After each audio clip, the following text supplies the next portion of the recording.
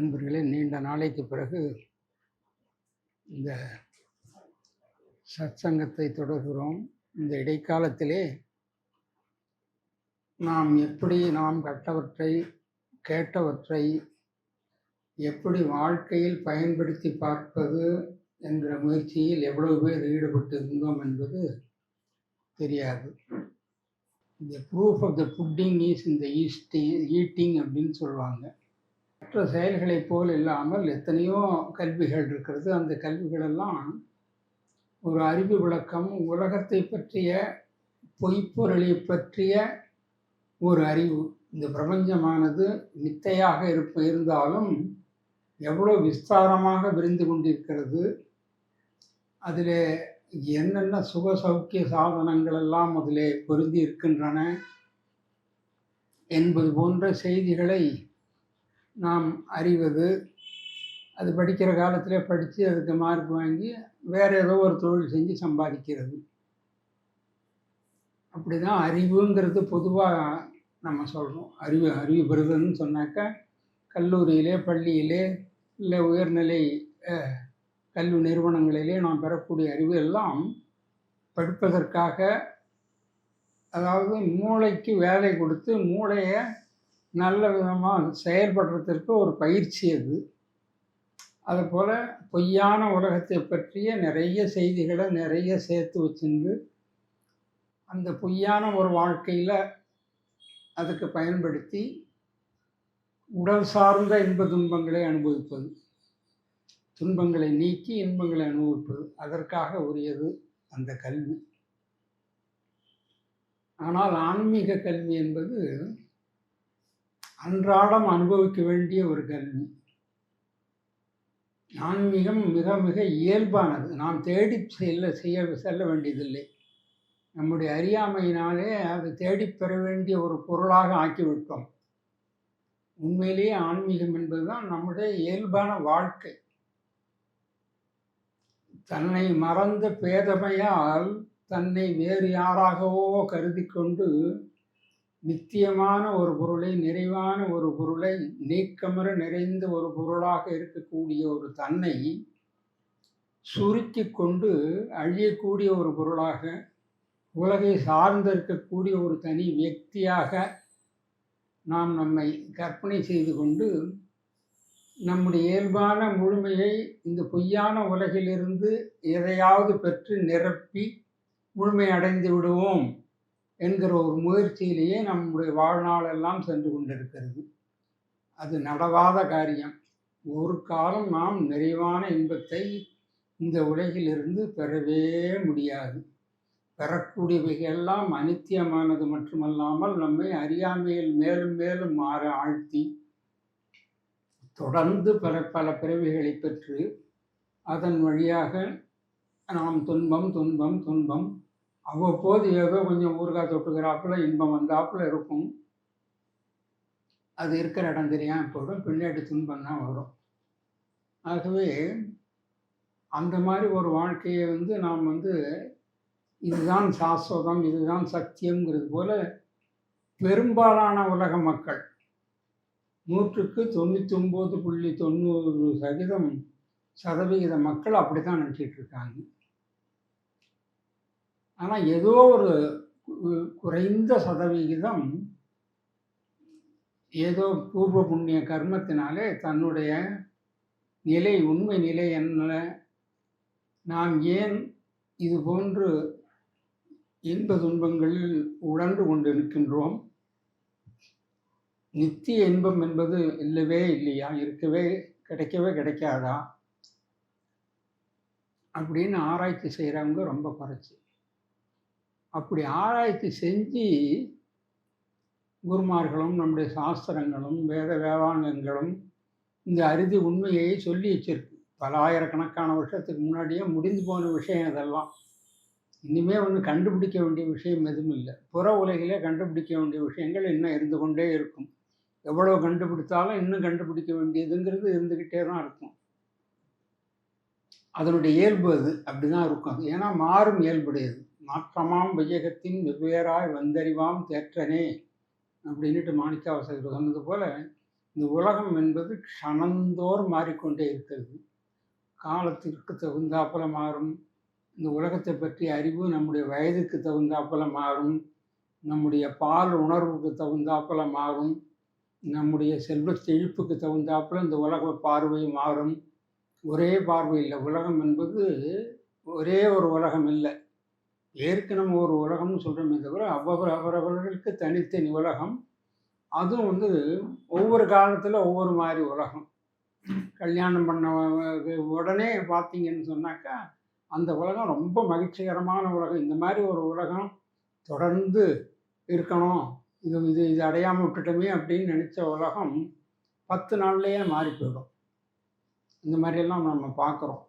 அதனால் உலகம் என்பது வெளியில் இல்லை. உலகம் என்பது நம்முடைய பார்வையில் இருக்குது.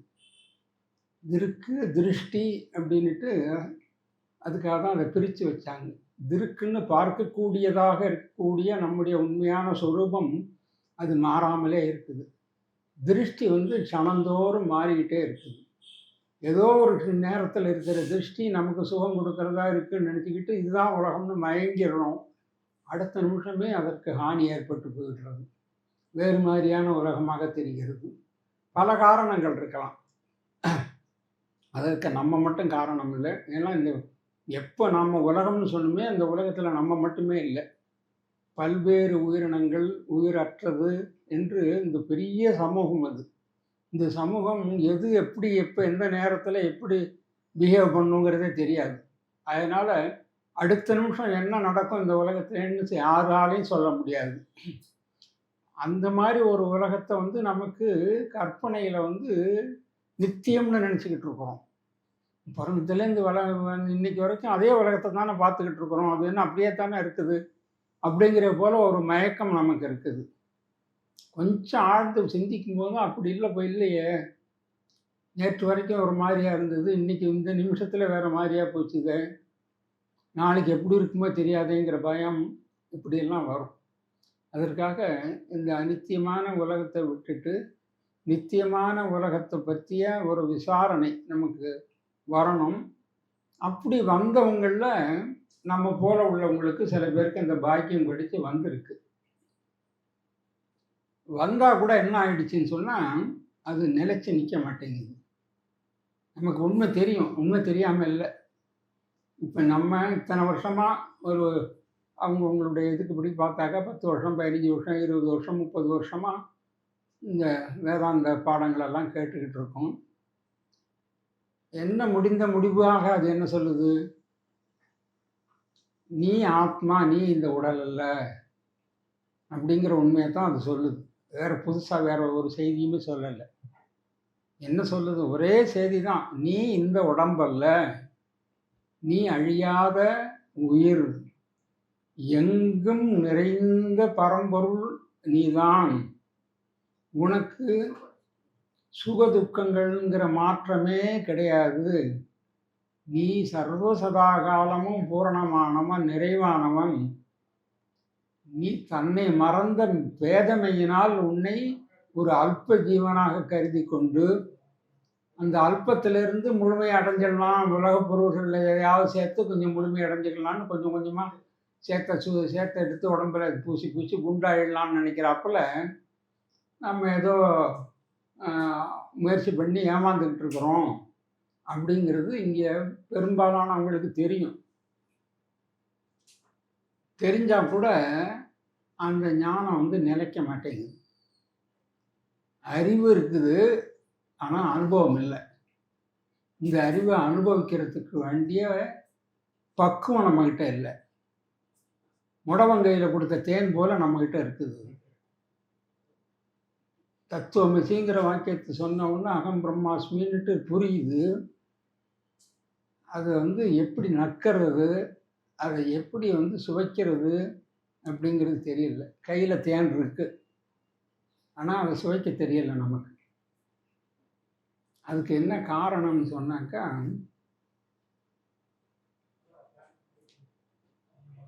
நாம்ங்கிறது வந்து பொய் தான், முழுக்க முழுக்க பொய்.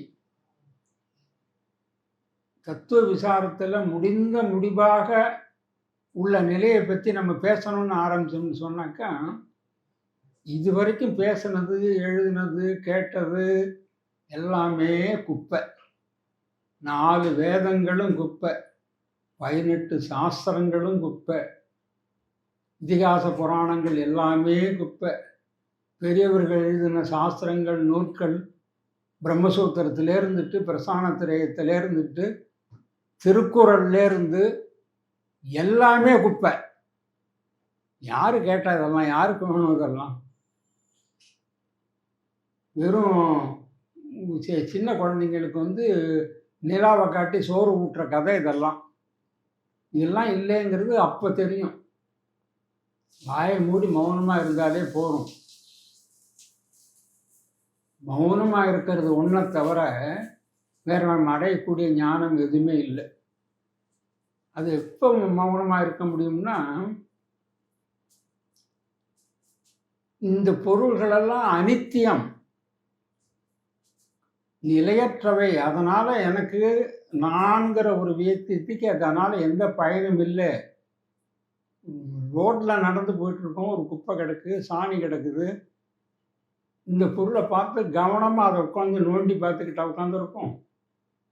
எவ்வளவு அலட்சியமாக அவங்க ஒதுங்கி போகிறோம். அதை போல் இந்த பிரபஞ்சத்தை பற்றிய நினைவுகள் எல்லாவற்றிலும் பந்தம், பாசம், உறவுகள், இவற்றை பற்றிய எண்ணங்கள்லாம் நமக்கு இருக்கு பாருங்க.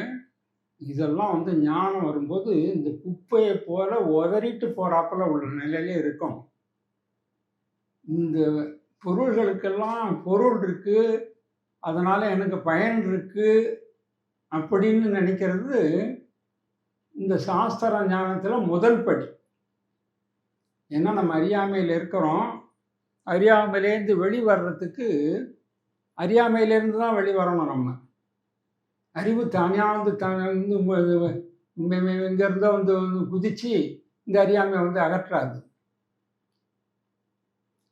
அறிவுங்கிறது வந்து விசாரித்து விசாரித்து விசாரித்து அறியாமையை அகற்றி அறிவுன்னு தனியாக இல்லைன்னு நிற்கணும். அறிவு எதுக்கு? ஏதாவது அறியப்படும் பொருள் இருந்தால் அறிவு வேணும். அறிவே அறியப்படுறதுக்கு பொருளே இல்லைன்னு போது அறிவுன்னு தனியாக என்னத்துக்கு? இப்போ பிரம்மம்னுட்டு ஒன்று இருக்குன்னு ஏன் சொல்கிறோம்னா, இந்த மித்தியான உலகம் இருக்கிறதுனால பிரம்மம்னு ஒன்று இருக்குது, அது ரொம்ப வசந்ததுங்கிறோம். இந்த பிரம்மத்துக்கு மதிப்பு கொடுக்கறது இந்த உலகம்தான். இந்த உலகம் இல்லாட்டி பிரம்மத்துக்கு காரணமாக கூட பிரயோஜனம் கிடையாது. பிரம்மத்தினால என்ன பயன்? நமக்கு என்ன இருக்குது? எப்போ உனக்கு பிரம்மம் தெரியுதுன்னா, இந்த உலகம் மித்தைன்னு தெரியும் போது இது மித்தைங்கிறதுனால சத்தியமாக ஒன்று இருக்கணுமேன்னு சொல்லி அதுக்கு பிரம்மம்னு சொல்கிறோமே தவிர, நீ அந்த சத்திய வஸ்துவாகவே மாறி இருக்கும்போது பிரம்மம்னு வேற ஒன்று இல்லை. அந்த பிரம்மங்கிற வார்த்தைக்கு அர்த்தமே கிடையாது. அந்த வார்த்தையே வந்து உனக்கு ஒரு துன்பத்தை கொடுக்கும். அது ஒரு எண்ணம். அது நான் பிரம்மங்கிறதே ஒரு எண்ணம். நான் பிரம்மம்னு என்னத்துக்கு எண்ணணும்? நாம் நாமாக இருக்கிறோம், நிறைவாக இருக்கிறோம், பூரணமாக இருக்கிறோம். அங்கே சலனமே இல்லை, எதை பற்றியும் சிந்தனை இல்லை, சலனமே இல்லை. எதையும் நம்ம பார்க்கல, போகல, எதையும் செய்ய வேண்டிய அவசியம் இல்லை. அப்படி இருக்கும்போது நாம் பிரம்மம்னு சொன்னால் அது ஒரு தேவையில்லாத ஒரு எண்ணம். அது அந்த எண்ணம் வந்து நம்முடைய அமைதி, நம்முடைய பூரணத்துவத்தை அசைச்சு பார்க்குது. ஆக நாமே பிரம்மம் என்றால் நடுவே ஒன்று உண்டாமல் தேம்பியெல்லாம் ஒன்றாய் தெளியினால் என்னாலோ அப்படின்ட்டு தாய்மான சாமி பாடுறார். நாமே பிரம்மம்னு என்னத்துக்கு சொல்லணும்? அகம் பிரம்மாஸ்மின்னு எதுக்கு சொல்லணும்? அறியாமையில் இருக்கும்போது தான் சொல்லுவோம். அப்போ தத்துவமசின்னுட்டு குரு சொல்கிறாருன்னு சொன்னாக்கா, அப்போ நீ அறியாமையில் இருக்கும்போது உனக்கு நீ யாருன்னுட்டு தெரியலைங்கிறதுனால நீ வந்து தத்துவமசி, அந்த பரம்பொருள், எல்லாற்றுக்கும் ஆதாரமாக இருக்கக்கூடிய பரம்பொருள், எங்கேயோ இருக்கக்கூடியதாக கருதக்கூடிய அப்பரம்பொருள் வேறு எங்கே இருக்கக்கூடியதாக உன்னிடம் வேறு என்று நீ நினைத்து கொண்டிருக்கிறாய். அது ரெண்டும் எக்காலத்திலையும் பிரியாமல் ஒன்றாகத்தான் இருந்துகிறது. உன்னுடைய எண்ணத்தில் அதை பிரித்து பார்த்து வைத்து நீ அது வேறு இது வேறுன்னு நினச்சிக்கிட்டு இருக்கேன்னுட்டு சொல்லுது. இப்போ இந்த அறியாமை நீங்கியாச்சுனாக்கா தத்துவமசி வாக்கியத்துக்கு ஏதாவது அர்த்தம் உண்டா? தேவையாது. வெறும் சப்தம். கொஞ்சம் பேசாமல் நிறுத்துங்க சுவாமி, யாருக்கு தெரியாது, ஏன் இதை பற்றி பேசிக்கிட்டு இருக்கீங்க அப்படின்ட்டு குருக்கிட்டேயே நம்ம சொல்லுவோம். எல்லாம் தெரிஞ்ச விஷயம், நான் அமைதியாக இருக்கிறேன், ஏதோ நீங்கள் போடுறது வெறும் கூச்சலாக இருக்குது. எங்கேயோ திருவிழாவில் இது போட்டு ரெக்கார்டு டான்ஸ் போட்டாப்புல இருக்குது, தத்துவமசிங்கிற வாக்கியமே எனக்கு. அப்படிங்கிறது தான் வந்து உண்மையான ஒரு அனுபவ நிலை. அதுக்கு நம்ம வந்து இப்போ என்ன, அதுக்கு அந்த நிலை தான் உண்மை நிலை அப்படின்ட்டு நம்ம புரிஞ்சுக்கிட்டோம்னு சொன்னால், நம்ம வாழ்க்கையிலே ஒவ்வொரு நிமிஷத்துலேயும் அவனுக்கு அனுபவம்னுட்டு ஒன்று வந்துக்கிட்டே இருக்கு. அனுபவங்கிறது எப்படி வருதுன்னு சொன்னால், உடைமையினால் வரும், உறவுகள்னால வரும். இது ரெண்டும் நம்ம சுற்றி இருக்குது. இது சார்ந்து தான் நம்ம இருக்கிறோம். நான் இப்போ இங்கே உட்காரணும்னு சொன்னாக்கா எனக்கு அந்த ஒரு சேர் வேணும். நான் அந்த சேரை சார்ந்து இருந்தால் தான் நான் இந்த இந்த நிகழ்ச்சி இந்த நேரத்தில் இந்த ஒரு செயலை என்னால் ஆற்ற முடியும். அதைப்போல் நான் ஒரு வாழ்க்கை வாழ்கிறேன்னு சொன்னாக்கா, என்னுடைய வயதுக்கு என்னுடைய இதுக்கு ஒரு உறவு வேணும், ஆண் பெண் உறவு வேணும். அப்புறமா ஒரு குடும்பங்கிற ஒரு உறவு வேணும். இந்த குடும்பத்துக்கு வந்து நான் காப்பாற்றணும்னு சொன்னாக்கா, இதுக்கு நான் பொருள் சேர்க்கணும். பொருளை நானாக போய் ரோட்டில் கிடக்கல பொறுக்கிட்டு வர முடியாது. நான் வந்து உழைச்சி சம்பாதிக்கணும். நான் உழைக்கிறதுக்கு வாய்ப்பு கொடுக்கறதுக்கு யாரோ ஒரு முதலாளி வேணும். அந்த முதலாளிக்கு இயற்கையில் மூலப்பொருட்கள் கிடைக்கணும். இப்படி பார்த்தீங்கன்னா ஒன்றோட ஒன்று சார்ந்து சார்ந்து சார்ந்து சார்ந்து ஒன்றை ஒன்று சார்ந்து ஒரு உலகம் முழுக்க சார்புடைய உலகமாகவே இருக்கு. எதையும் விட்டுட்டு இந்த உலகத்தில், இந்த பொய்யான உலகத்தில் எதையும் விட்டுட்டு உங்களால் வாழ முடியாது. ஆனால் நமக்கு விசாரித்தோம்னு சொன்னால், இது எதுவுமே இல்லாமல், இந்த சார்பே இல்லாமல் இருக்க முடியுமான்னு சொன்னாக்கா நிச்சயமாக இருக்க முடியும். அதுதான் உண்மையான இருப்பு. இந்த சார்புடைய இருப்பெல்லாம் பொய்யான இருப்பு, மாறிக்கிட்டே இருக்கும். இதனால சுகம் இருக்குன்னுட்டு நிச்சயமாக நான் சொல்லவே முடியாது. இந்த மனைவினால எனக்கு சுகம் இருக்குது, காலம் ஓடுற வரைக்கும் ஏதோ இருக்குது. இப்போ மழை வர்ற நேரத்துக்கு சமைச்சு வைக்கிறாங்க. மனைவின்னு என்ன, கணவனுக்கும் சேர்த்து தான் சொல்கிறாங்க. மனைவி இருக்கிறாங்க, சமைச்சு வைக்கிறாங்க, போகிறாங்க வராங்க. ஸோ அவங்க இருக்கிறதுனால தான் குடும்பம் ஓடுது அப்படின்னு சாதாரணமாக நினைக்கிறது உண்டு. அது எவ்வளோ சீக்கிரத்தில் எத்தனையோ பேருக்கு எப்படியோ மாறி போயிடுது. ஏன்டா வீட்டுக்கு போகிறோம் அப்படின்னு நினச்சிக்கிட்டு ஊரெல்லாம் சுற்றிட்டு 11 மணிக்கு மேலே வீட்டுக்கு போகிறவங்க முன்னெல்லாம் நேரம் தான் பார்க்குறோம். ஆமாம், மனைவி வந்து எப்போ வருவார், 6 மணிக்கு வருவாருன்னு நினச்சி பார்க்குறவர் கதவை தட்டினாலே அவையோ வந்துட்டாரேன்னுட்டு பயப்படுற நிலைமைக்கு உறவுகள் இருக்குது. இந்த மாதிரி இந்த உறவுகள் நம்ம வந்து இந்த உறவுகள்னால நமக்கு சுகம் இருக்குன்னு நினைச்ச சொல்றதெல்லாம் எவ்வளோ அனித்தியமான கற்பனை. ஆகவே இது ஓடுற வரைக்கும் சரிதான்னாக்கா, ஓடுற வரைக்கும் சரிங்கிறது ஒரு புறம், அது எப்போதும் சரியாகவே ஓடாது. ஓட்டினதாக சரித்திரமும் இல்லை. இந்த உலகத்தை வந்து இத்தனை பல மில்லியன் வருஷங்களாக இருக்குங்கிறாங்க, பல 1000 வருஷங்களாக இருக்குங்கிறாங்க. அந்த கணக்கெல்லாமல் விட்டுடுங்க. ரெக்கார்டட் ஹிஸ்ட்ரியில் எந்த ஒரு தனி மனிதனுமோ, எந்த ஒரு தனி நாடுமோ, எந்த ஒரு தனி இனமுமோ நிறைவாக நித்தியமாக சுகமாகவே இருந்தாங்கிறதுக்கு வரலாற்று ஆவணங்களே இல்லை. எல்லாம் போராட்டம் போராட்டம் போராட்டம். ஏதோ ஒரு காலத்தில் இப்போ பிரிட்டிஷ் சாம்ராஜ்யத்தில் சூரியனே உதிக்கிறது இல்லைன்னு சொன்ன காலம் போக இன்றைக்கி எப்படி போயிட்டு தான் அதே பிரிட்டிஷ் சாம்ராஜ்யம். அதை போல் இந்தியா உலகத்தில் ரொம்ப உன்னதமான நிலையில் இருந்து எவ்வளவு தாழ்ந்த நிலைக்கு வந்து இப்போ ஏதோ கொஞ்சம் மாற்றங்கள் வந்துக்கிட்டு இருக்குது. இந்த மாற்றங்களுக்குள்ளே எவ்வளவோ குழப்பங்கள் இப்படி. அதனால் அந்த முன்ன சொன்னது போல் மாறிக்கிட்டே இருக்கிற உலகத்தில் மாறாத ஒன்று இருக்குதுன்னு சொன்னால் அது நம்முடைய சொரூபம் மட்டும்தான். அதனால் நம்முடைய திருஷ்டியை வந்து வெளியில் போகிற திருஷ்டியை உள்முகமாக நம்ம திருப்பணம்னாலொழிய இதுக்கு விமோச்சனமே கிடையாது. நீங்கள் எவ்வளோ யாதனின் யாதனின் நீங்கியான் நோதல் அதனின் அதனின் இளம். ரொம்ப சுருக்கமாக சொல்லிட்டார் வள்ளுவர். இதுக்கு மேலே சொல்கிறதுக்கு ஒன்றுமே இல்லை. உனக்கு அந்நியமாக எதெல்லாம் தென்படுதோ அவற்றிலிருந்து நீ எவ்வளவுக்கு எவ்வளோ தள்ளி நிற்கிறாயோ அவ்வளவுக்கு எவ்வளோ உனக்கு சுகம். எவ்வளவுக்கு எவ்வளோ அதோடு நெருங்குகிறாயோ அவ்வளவுக்கு எவ்வளோ உனக்கு துக்கம். அதனால் எந்த பொருளாக இருந்தாலும் சரி, அது எப்படி அது என் பொண்டாட்டியை விட்டுட்டு நிற்க முடியுமா, பிள்ளையை விட்டுட்டு நிற்க முடியுமா, என்னுடைய நிறுவனத்தை விட்டுட்டு நிற்க முடியுமா? நான் சேர்த்து வச்ச சொத்தை விட்டுட்டு நிற்க முடியுமா? இந்த கேள்விக்கெல்லாம் பதிலே கிடையாது. நீ எவ்வளவா இருந்தாலும் அதனால என்னைக்காவது உனக்கு ஒரு துக்கம். இன்னைக்கு இல்லாம இருக்கலாம். என்னைக்கு இருந்தாலும் துக்கம் தான். உனக்கு அந்நியமாக ஒரு பொருள் இருக்கிறதுன்னா, அதை நீ சார்ந்து தான் இருக்கணும். இருந்தா தான் வாழ்க்கைன்னு நீ நினைச்சீன்னா, நிச்சயமாக துக்கம் வந்து கழுத்துக்கு மேல கத்தி போல தொங்கிக்கிட்டே தான் இருக்கும். என்னைக்கு விழுங்கிறது தெரியாது. அதனால நமக்கு இந்த அறிவு உள்ள காலத்திலேயே இதுக்காக தூக்கி எறிய வேண்டியதில்ல. இன்னையிலேருந்து ஏதோ இதெல்லாம் வந்து அனித்தியம் அப்படிங்கிறதுனால பொண்டாட்டியை போய் டைவர்ஸ் பண்ண வேண்டியதில்லை, புருஷனை போய் டைவர்ஸ் பண்ண வேண்டியதில்லை, பிள்ளைங்களெல்லாம் அனாதை ஆசிரமத்தில் போய் எங்கேயாவது படைச்சிங்கப்பா, நான் காவி வேஷ்டியை போட்டுவிட்டு ருத்ராட்சத்தை போட்டுட்டு போகணுன்ட்டுலாம் போக வேண்டியதில்லை. இந்த அறிவு இருந்தால் போதும். இதெல்லாம் அனித்தியம்ங்கிற அறிவு மட்டும் இருந்தாலே போதும், பாக்கியெல்லாம் தானாக சரியாக போடும். அந்த அறிவு இருந்துன்னு சொன்னால் நம்முடைய செயல்பாடு அப்படியே மாறிடும். அதை தான் அப்படி அப்படியே பார்த்து அப்படி அப்படியே அனுபவிச்சுக்கிட்டு இருக்கும். எதையும் வந்து மாற்றணும்னுட்டு தோணாது, எதையும் நம்ம சரி செய்யணும்னு தோணாது. இந்த வாழ்க்கை இப்படி தான், அது அப்படி தான் இருக்கும். சில வீடுகளில் பார்த்தீங்கன்னா கணவன் வந்து ரொம்ப கொடுமைப்படுத்துவான். ஆனால் சில இந்த மனைவிமார்கள் வந்து ரொம்ப தைரியமாக இருப்பாங்க. என்னடி இந்த ஆள் இந்த மாதிரி படுத்துகிறான், நீ பாட்டுக்கு பேசாமல் இருக்கேன்னு, அது கிடக்கிறது விடுங்க, அது அப்படிதாங்க அப்படின்ட்டு சொல்லிட்டு பேசாமல் போடுவாங்க. கண்டுக்கவே மாட்டாங்க. அதுக்காக வந்து வெளியிலையும் குறை சொல்ல மாட்டாங்க, அவங்களும் வருத்தப்பட மாட்டாங்க. அதை போல் அதாவது மாயவுடைய இயல்பு இப்படி தான் அப்படின்னுட்டு அந்த பொம்பளைங்ககிட்டேருந்து நம்ம கற்றுக்கணும்.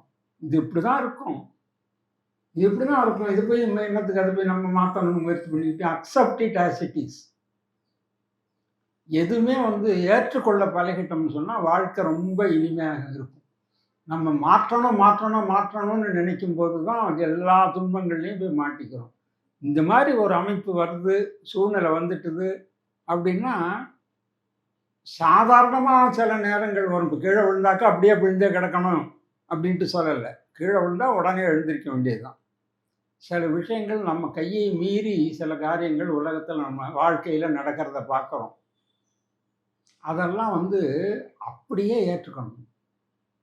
ஏற்றுக்கொள்ளாமல் வந்து அதுக்கு எதிர்மறையாக நம்ம செயல்படுறதுன்னு ஆரம்பித்து அது சரி செய்யணுங்கிறதுக்காக வெவ்வேறு விதமான செயல்களில் மூழ்கி நம்முடைய சொரூபத்தை மறந்து உலகமயமாகவே நாமும் மாறி இந்த உலகத்தில் இருக்கிற பொய்மையோடையே கலந்து அதை சரி செய்யணும்னு நினச்சா எப்படி சரி செய்ய முடியும்? சாக்கடையில் இருக்கிறவன் சாக்கடைக்கு வெளியில் இருந்தால் தான் சாக்கடை சுத்தப்படுத்த முடியும். சாக்கடைக்கு உள்ளேயே இருந்துக்கிட்டு சாக்கடை சுத்தப்படுத்துறேன்னா எப்படி சுத்தப்படுத்த முடியும்? நம்ம வெளியில் வந்துடணும். நம்ம வெளியில் நின்று அதை சாக்கடைன்னுட்டு பார்க்கணும். அப்படி பார்த்தோம்னு சொன்னால் தான் அதை வந்து நம்மளால் வந்து சுத்தப்படுத்த முடியும். ஆகவே இந்த உலகத்தை பற்றிய பிரம்மத்தை பற்றிய அறிவு நாம் வந்து இந்த உடம்பு இல்லை. அஷ்டாவக்கரர் என்ன சொல்றாரு? தேகம் பிருகத்கிருத்திய சிதி விஸ்ராமிய திஷ்டதி அதுனைவ சுகி சாந்தோ பந்தமுக்தோ பவிஷ்யதி. தேகம் பிருகத்கிருத்திய, இந்த புளியங்கோடுற இதில் வந்து ஓட்டையும் இதையும் பிரிக்கிறது போல நான்னுட்டு இப்போ ஒரு எனக்கு எண்ணம் வர்றது இல்லையா? இந்த நான்கிற எண்ணத்தில் இது உடம்பு இது ஆன்மா அப்படின்னு எப்போ நீ பிரிச்சுட்டியோ இப்போ இது ரெண்டும் கலந்து போய் ஒன்றா இருக்குது. எது நான்கிறதுல ஒரு குழப்பம் இருக்குது நம்மகிட்ட. பெரும்பாலான நேரத்தில் இதை நம்ம கண்ணுக்கே தெரியறது இல்லை. இந்த மாதிரி ஒன்று இருக்குதுன்னே தெரியல. இதுதான் நான் ஏமாந்துக்கிட்டு இருக்கிறோம். நல்லா விசாரித்து பிரித்து இது வேற இது வேற, இது வந்து இப்போ கொஞ்ச நாளையில் வாடி போயிடும், இது என்றைக்குமே வாடாது, அதனால் இது வந்து மாறிக்கிட்டே இருக்கும், இது எப்போ தோன்றியது, இது அழியும், இது வந்து புற சூழ்நிலைக்கு பாதிப்புக்கு உள்ளாகக்கூடியது, இதை வந்து எதையுமே இதை வந்து அசைக்க முடியாது, இது நிறைவாக இருக்குது, இதுக்கு எதுவுமே வேண்டியதே இல்லை, இது தானாகவே தன்னிலேயே சுகமாக அப்படியே சுகமாகவே அமர்ந்திருக்கு, இது சுகத்தை தேடி தேடி அலைஞ்சு ஏமாந்துக்கிட்டே இருக்குது அப்படின்னுட்டு புரிஞ்சுக்கிட்டு இதை பிரித்து அந்தாண்ட தூக்கி போட்டுட்டு இதில் நிலைவு நின்றுன்னு சொன்னால் அதுதான் அந்த நிமிஷம்தான் உனக்கு முக்தி. முக்திங்கிறது வேறு எங்கேயோ இல்லை, என்னைக்கோ வரப்போகிறது இல்லை. அதெல்லாம் நான் பிரம்மசூத்திரத்தை படிக்கணும், பிரஸ்தான திரயத்தெல்லாம் படிக்கணும், இந்த குருக்கிட்ட போகணும், அந்த குருக்கிட்ட போகணும், மூக்கை பிடிச்சிக்கிட்டு உட்காந்துருக்கணும், காலங்காலே பிராத காலத்தில் எழுந்திரிக்கணும். இதெல்லாம் பயிற்சி காலத்தில் ஆரம்ப காலத்தில் ரொம்ப அனுகூலம் இல்லாமல் இல்லை. ஆனால் இந்த விஷயம் தெரிஞ்சு போச்சுன்னா இது எல்லாமே மித்தை. நீ தூங்கிறது, எழுந்திரிக்கிறது, காலை மாலை மதியம் எல்லாமே ஒன்று தான். வெறும் உன்னுடைய எண்ணத்தில் தான் காலை மாலை மதியம் பிராத காலம் நல்லது கெட்டது எல்லாம் தான். எப்போ நீ இதை விட்டுட்டு இங்கே வந்துட்டின்னு சொன்னால் இதை பாக்கி எல்லா சாஸ்திரங்களும் 4 வேதமும் ஆகட்டும், புராணங்கள், இதிகாசங்கள், இருக்கக்கூடிய அறநூல்கள், இது எல்லாமே இதுதான், இதோட சேர்ந்தது. இது பொய்யன்னு தூக்கி இடும்போது எல்லாம் அதோடய போடும். அங்கே எதுக்குமே மதிப்பு கிடையாது, எதுக்குமே வேல்யூ கிடையாது. ஏன்னா ஆனால் இதுதான்ட்டு நீ தீர்மானம் பண்ணி இதில் நிற்கணும். இப்படி நின்றுன்னு சொன்னாக்கா உனக்கு காரியங்களே அற்று போயிடும். நீ செய்ய வேண்டிய காரியம்னு இந்த உலகத்தில் எதுவுமே கிடையாது. என்ன செய்யணும், எதுக்கு செய்யணும், என்ன செஞ்சு என்ன பண்ண போகிறோம், செய்கிறதுக்கு ஏது எனக்கு அவயவங்கள் ஏது, என்கிட்ட வகுப்பற்ற ஆன்மாகவாக நான் இருக்கிறேன், ஏகரசமாக இருக்கிறேன், அகண்டமாக இருக்கிறேன். அகண்டத்தில் ஏது கை வேற, கால் வேற, இந்திரியங்கள் வேற, மூச்சு வேற, அது வேற, இது வேறன்னா இருக்குது. அதாவது அந்த மாதிரி ஏதாவது இருந்துன்னா ஒன்றுக்கு ஒன்று ஏதாவது வேலை செய்யணும், போகணும், வரணும். எதுவுமே இல்லை இங்கே. அதுவாகவே நான் இருக்கிறேன், நிறைவாக இருக்கிறேன், பூரணமாக இருக்கிறேன், புனிதமாக இருக்கிறேன். அங்கே எந்த விதமான மாற்றங்களுக்கும் வேலை இல்லை, எந்த விதமான செயல்களுக்கும் இங்கே வேலை இல்லை. அகர்த்தா அபோக்தா, எதையும் போக்தான்னு அனுபவிக்கக்கூடியதுக்கு என்கிட்ட மனசே இல்லை. என்கிட்ட குறையே இல்லைங்கிறதுனால நான் எதையும் தேட போகிற வேண்டியில்லை, எதையும் நான் அடைய போகிறதில்லை, அடையிறது எதையும் நான் அனுபவிக்க போகிறதில்லை. அனுபவ வடிவமாகவே இருக்கிறேன். அப்படிங்கிற அளவுக்கு அந்த ஞானம் வந்துட்டுன்னு சொன்னால், நிலைச்சி போச்சுன்னு சொன்னால், சிதி விஸ்ராமிய விஸ்ராமியங்கிறாரு. விஸ்ராமியன்னு என்னன்னாக்கா ஓய்வு எடுக்கிறது.